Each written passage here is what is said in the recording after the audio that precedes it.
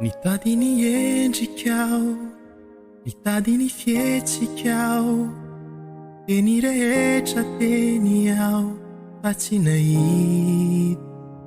Na ny sara toerana azy sika tsy nifanerasera elaela, noho ny vaomaly eo fotoana ny arahana. Afara samy izay hafa ianao, natao ay fa tsy hanolon-kafa.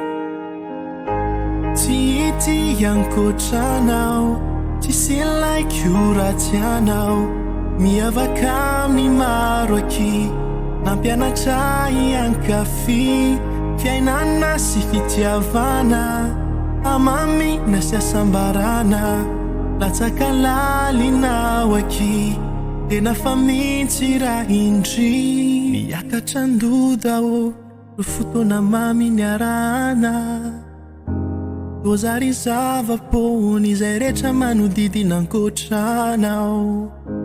Inona ny mahatonga izany, ny valiny de tsotra ihany, tiavako anao izany, itiavanao aiko fa afara samy izay hafa ianao, natao ay fa tsy hanolon-kafa.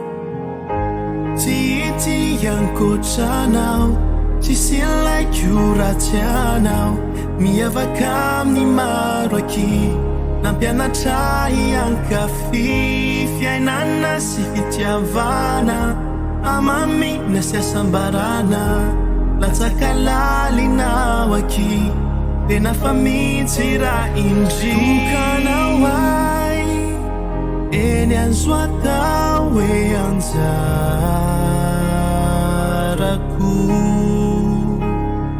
ny manodidinay manjavona rehefa eo ianao. Malalatsy foy okolokolo, avy antratrako.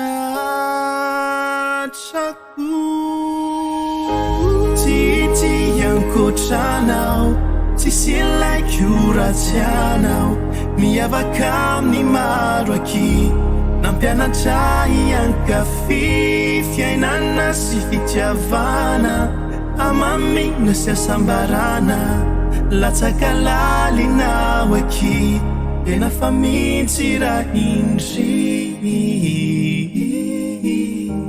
tena fa mintsy raha indry.